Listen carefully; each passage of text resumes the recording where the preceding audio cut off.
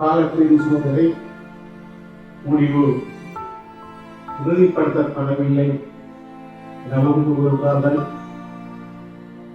உறுதிப்படுத்தப்பட்டுள்ளது எனவும் கூறுகின்றார்கள். 28 ஆண்டுகள் கடமை புரிந்து புரியாத புதிதாக எனது நீதித்துறை எழுதப்பட்டுள்ளது.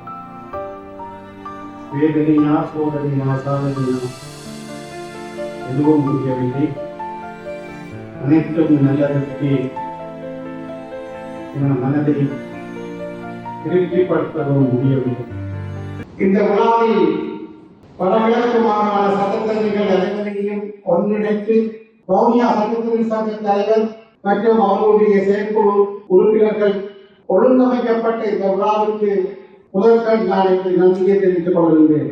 யாழ் மாவட்டம், மன்னார் மாவட்டம், கிளிநொச்சி, முல்லைத்தீவு மாவட்டம், வவுனியா மாவட்டம், திருவண்ணாமலை, மட்டக்களப்பு மற்றும் அம்பாறை மாவட்டம் என்பவற்றை பிரதிநிதித்துவப்படுத்தி வந்து இங்கே கலந்து கொண்ட அனைத்து சட்டத்தரணிகளுக்கும் தனிப்பட்ட முறையில் எனது நன்றிகளை தெரிவித்துக் கொள்கின்றேன். வவுனியாவில் நீதவானாக 9 ஆண்டுகள், மேல்நீதிமன்ற நீதிபதியாக 3 ஆண்டுகள் கடமை புரிந்துள்ளேன். திருகோணமலையில் 2008-2010 மேல்நீதிமன்ற ஆணையாளராகவும் 2012-2014 மேல்நீதிமன்ற ஆணையாளராகவும் 2018-2022 மேல்நீதிமன்ற நீதிபதியாகவும் 8 ஆண்டுகள் திருகோணமலையில் கடமை புரிந்துள்ளேன். கல்முனையில் 1.5 ஆண்டுகள் மாவட்ட நீதிபதியாகவும் 1.5 ஆண்டுகள் மேல்நீதிமன்ற நீதிபதியாகவும் 3 ஆண்டுகள் கல்முனையில் கடமையாற்றியுள்ளேன். நான் பிறந்த மண்ணில், யாழ் மண்ணில் 2015 2018 வரை 3.5 ஆண்டுகள் மேல்நீதிமன்ற நீதிபதியாக கடமையாற்றியுள்ளேன். மட்டக்களப்பில் சிவில் மேல்முறையீட்டு நீதிமன்ற நீதிபதியாக 1 ஆண்டு கடமை புரிந்துள்ளேன். எனது முதல் நியமனம் வவுனியா நீதவான் நீதிமன்றில். நண்பர் புனிதரன் முதல் அரசு சட்டவாதி வவுனியா மேல்நீதிமன்றம்.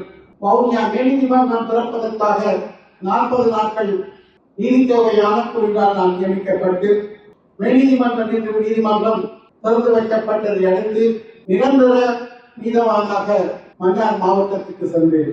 அங்கே 1997 அக்டோபர் மாதம் 8ஆம் தேதி சென்று 2000ஆம் ஆண்டில் நான் 3 ஆண்டுகள் கடமை செய்து மீண்டும் வவுனியாவுக்கு நீதவானாக கடமையாற்ற வந்தேன். தீர்ப்புகள் அவை சம்பந்தமாக நான் பேச விரும்பவில்லை, அது எனது கடமை. இருப்பினும் வருகின்ற 5/2/2025 எனது 28 ஆண்டுகள் எனது நீதி சேவை முடிவுறுத்தப்பட்டுள்ளது. முதல்நிலை நீதிமன்ற நீதிபதியாக எனது நீதி சேவை முடிவுக்கு கொண்டு வரப்பட்டுள்ளது. ஆனால் மேல் நீதிமன்ற நீதிபதிகள் 90 பேர் இருக்கின்றார்கள். அதில் முதலாவது இலக்கத்தில் நான் இருக்கின்றேன். 12/12/2024 உயர் நீதிமன்ற தீர்ப்பு பிறப்பிக்கப்பட்டது.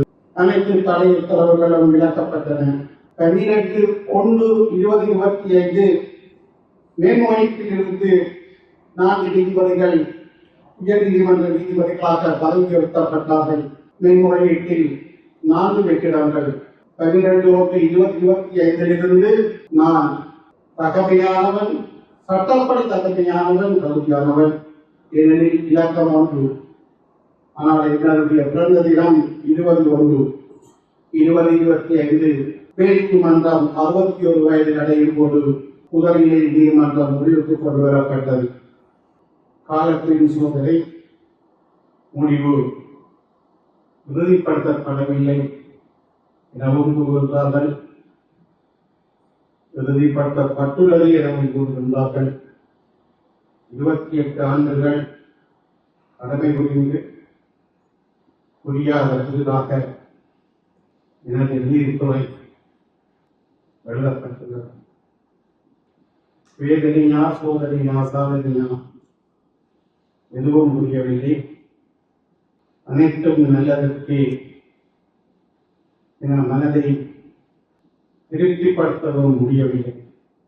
ஆனால் இன்று இந்த பெருவிழாவை வவுனியா சட்டத்தரணி சங்கம் ஒழுங்கமைத்து வடகிழக்கு அனைத்து சட்டத்தரணிகளும் பிரதிநிதிகள் இங்கே வந்திருப்பதற்கு நான் பெருமைப்படுகின்றேன். உங்களுடைய நன்றி உணர்வை நான் மதிக்கின்றேன்.